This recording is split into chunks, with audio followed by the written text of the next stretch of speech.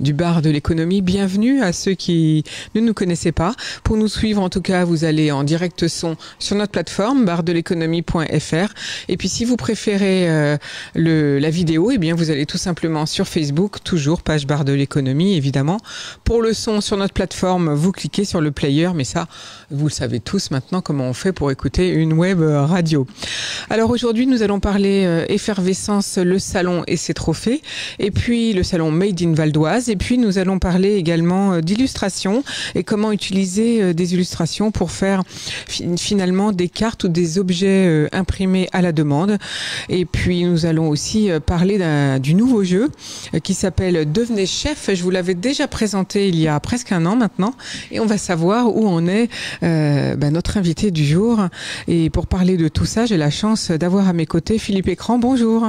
Bonjour. Vous êtes le patron de Repex Flore SAS, une société qui construit des ponceuses professionnelles, mais vous êtes aussi élu à la Chambre de commerce et d'industrie du Val d'Oise. Vous êtes le référent des entreprises, des réseaux d'entreprises, car vous avez fondé l'ADPAVAB il y a déjà un petit moment. C'est l'association qui réunit certains entrepreneurs du Val d'Oise, et c'est elle qui organise justement ce salon Effervescence 95.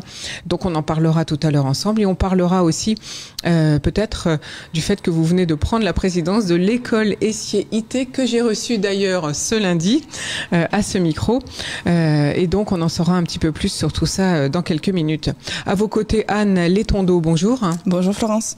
Vous êtes la fondatrice de Illustration Patrimoine. Vous l'avez fondée en février 2019. Vous proposez des dessins, des illustrations, de monuments principalement, de maisons, et peut-être d'autres choses. On en saura plus tout à l'heure. Et vous faites tout ça grâce au numérique. Vous appelez ça l'illustration numérique, donc on va un petit peu savoir le savoir-faire de ce métier. Et vous voulez être au service, eh bien, tout simplement des particuliers, mais aussi des entreprises, pour pouvoir faire de la communication à la demande. Et on verra dans quel cadre avec vous, bien entendu. À vos côtés, donc, Guillaume Richard, bonjour. Bonjour Florence. Vous êtes le cofondateur avec Joël Boileau de Devenez chef, le premier jeu où la cuisine est un mystère. Donc on va tout savoir tout à l'heure. On va aussi connaître votre petit conseil du jour. Et vous étiez venu, comme je l'ai dit tout à l'heure, dans notre émission il y a un an, donc pendant le confinement, car vous aviez complètement réorienté votre projet de start-up, donc une agilité à 100% en quelques jours, si je puis dire. Et donc on aimerait bien aussi le petit bilan de cette nouvelle affaire que vous avez développée depuis un an. Mais tout d'abord, comme d'habitude, c'est les infos du jour.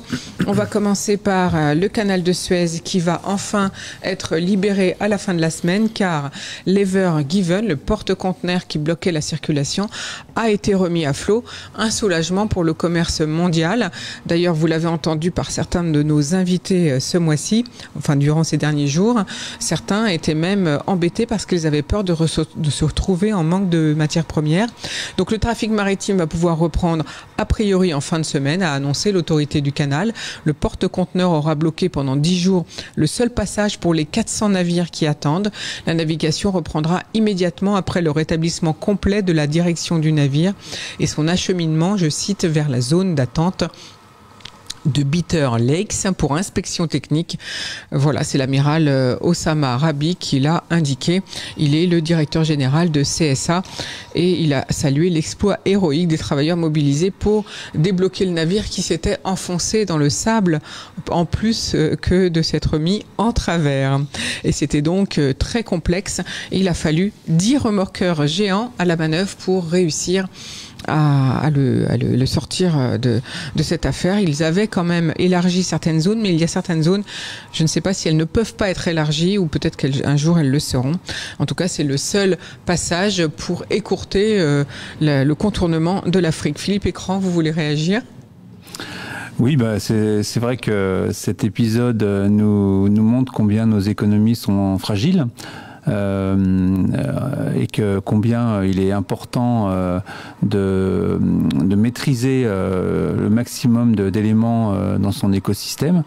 Je crois que c'est une preuve, un petit peu comme ça a été le cas au moment de la pandémie, où on s'est rendu compte qu'on ne fabriquait plus de masques, on ne fabriquait plus de produits pharmaceutiques, on fabriquait plus énormément de choses, alors qu'il y a une vingtaine d'années, on était leader dans les métiers de la pharmacie et des biotechnologies.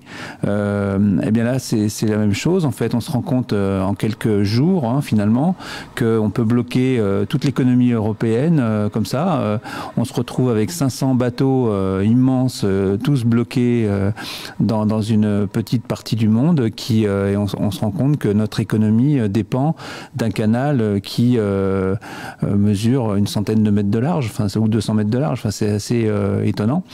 Je crois que si on devait faire la preuve de l'importance de restaurer ce qu'on appelle le Made in France, et en particulier le Made in 95, là, elle est faite. Hein.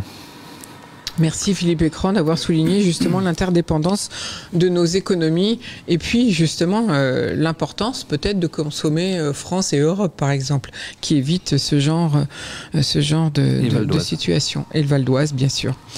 Autre information du jour, c'est notre point Covid, bien sûr. L'agence suédoise des médicaments a annoncé que le vaccin du laboratoire britannico-suédois AstraZeneca sera renommé Vaxzevria dès maintenant, mais la formule, elle, ne change pas. Nouveau nom, nouveau packaging, mais toujours le même vaccin. Ce changement soudain d'identité intervient alors qu'AstraZeneca se trouve au cœur de plusieurs polémiques. Et d'ailleurs, plusieurs pays européens ont suspendu provisoirement, totalement pour certains, notamment en Allemagne, qui a décidé d'arrêter dès aujourd'hui d'administrer cette formule aux patients de moins de 60 ans par précaution, dit-elle. L'Allemagne va réserver l'usage du vaccin AstraZeneca aux personnes âgées de plus de 60 ans après plusieurs cas de formation de caillots de sang chez les plus jeunes, a annoncé les ministères de la Santé. Donc attention, ça ne sera plus AstraZeneca, mais ce sera, je viens de vous le dire, Vax. Alors je vais vous redire le nom parce que c'est un petit peu compliqué. Donc ça va s'appeler Vaxzevria. Voilà, c'est le nouveau nom du vaccin. Autre information du jour, Alain Griset, ministre délégué en charge des petites et moyennes entreprises, annonce une aide supplémentaire pour certains commerces. Je l'ai entendu sur RTL. Les entreprises ayant bénéficié du fonds de solidarité en novembre se verront verser 80% de ce qu'elles ont perçu l'année dernière, en plus des aides habituelles. Donc ça, ce sera pour les mois d'avril ou début mai. Ça concerne notamment les magasins de sport, de vêtements et de chaussures, ainsi que la maroquinerie pour compenser les surstocks. Philippe Écran, je me retourne vers vous qui êtes représentant à la CCI. Est-ce que vous avez des nouvelles informations sur la difficulté des commerces ? Rien de bien nouveau. Hein. C'est vrai qu'on a une partie de notre économie qui est vraiment impactée par cette pandémie depuis maintenant plus d'1 an. On ne peut que espérer que le rythme des vaccinations s'accélère, parce que maintenant, aujourd'hui, je crois qu'il n'y a plus grand-chose à dire d'autre que c'est la première chose à faire, et d'espérer qu'on soit capable de livrer tous les vaccins qu'on a promis. Merci beaucoup. Est-ce qu'on va demander à nos jeunes entrepreneurs du jour, comment vous réagissez avec cette pandémie? Est-ce que ça bloque vos stratégies ou est-ce que du coup vous avez modifié vos stratégies? Quel est votre sentiment, Anne Létondo? Eh bien, pas plus que ça, parce que finalement, moi, j'ai la chance de travailler sur le numérique, avec le digital, et je pense aussi que la relation qu'on a en ce moment avec le patrimoine est assez particulière, et le fait de pouvoir le mettre en valeur grâce au numérique, ça m'a permis, en tout cas, pour le moment, d'échapper à la crise à ce niveau-là. Merci beaucoup, Anne Létondo. Même question pour vous, Guillaume Richard, du coup. Alors nous, on est spécialisé dans le jeu culinaire, notre start-up est spécialisée dans le jeu culinaire, donc au niveau entreprise, c'est quand même très compliqué. Donc on a développé, pour le coup, sous forme de résilience, on a développé un team building en visio avec le chef. Donc ça marche très bien, mais notre team building physique est compliqué, c'est compliqué de se réunir en entreprise. Et au niveau du particulier, nous, notre cible, c'est se réunir aussi à la maison. Donc on peut le faire en famille, mais entre amis, c'est compliqué. Donc oui, là, tant que ça se débloque pas, pour nous, ça reste compliqué. Ouais. Merci beaucoup pour votre commentaire. Autre information, eh bien, c'est une des plus grosses faillites dans l'histoire des fonds d'investissement. Ça vient d'arriver aux États-Unis. C'est le fonds d'investissement qui s'appelle Archegos, qui fait peur à la finance mondiale, à Wall Street, car il s'est trouvé contraint de vendre précipitamment des titres après avoir fait des paris aventureux. Il était investi sur les bourses américaines et chinoises à hauteur de 30 milliards de dollars. Conséquence, les banques qui lui ont prêté de l'argent, et notamment le Crédit Suisse et le japonais Nomura, vont perdre des milliards. Et l'affaire a fait chuter toutes les bourses mondiales. Le dirigeant du fonds, Bill Wang, avait déjà été condamné pour délit d'initié il y a quelques années. Autre information du jour, les réservations pour les vacances d'été sont ouvertes à la SNCF. Ça y est, c'est parti. Vous avez peut-être déjà reçu d'ailleurs des mails sous le nom de Ouigo, avec certaines garanties pour les voyageurs face à la crise sanitaire. Partir à Marseille depuis Strasbourg à partir de 49 € l'aller simple, ce sera possible. Ce sont là des tarifs d'appel, mais par exemple en TGV, il y a des billets à 134 € l'aller-retour par personne depuis Paris pour Nice.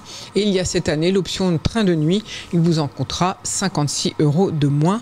Tous les billets TGV, Ouigo et Intercité pour des voyages entre le 19 avril et le 29 août seront échangeables et remboursables sans frais. C'est ça la nouveauté, jusqu'à 3 jours avant la date de départ. Si vous êtes une famille et ou un professionnel, etc., vous pourrez tous vous faire rembourser ou interchanger, et vous pourrez avoir accès aussi à la presse et aux films. Il suffira de vous connecter sur le wifi.sncf qui sera gratuit, a détaillé le directeur de SNCF Voyage. Je pense que ça peut vous intéresser. Et enfin, dernière info du jour, le procès du Mediator. Les laboratoires Servier ont été reconnus coupables de tromperie aggravée et condamnés à 2,7 millions € d'amende lundi par le tribunal de Paris après 10 ans de procédure. Le dénouement donc de ce médicament antidiabétique était tenu pour responsable de centaines de décès. Malgré la connaissance qu'ils avaient des risques encourus, je cite, depuis de très nombreuses années, ils n'ont jamais pris les mesures qui s'imposaient et ont ainsi trompé les consommateurs du Mediator, a déclaré la présidente du tribunal correctionnel, Sylvie Denis. Également, l'Agence nationale de sécurité du médicament, la NSM, jugée pour avoir tardé à suspendre la commercialisation du produit, a été condamnée à une peine lourde, 303 000 € d'amende.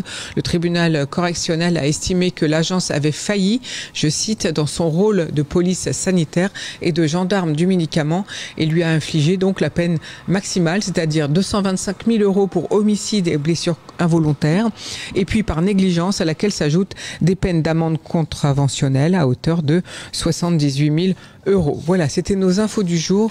On fait une petite pause musicale et on revient dans quelques minutes. Une info, un message, une manifestation, contactez-nous.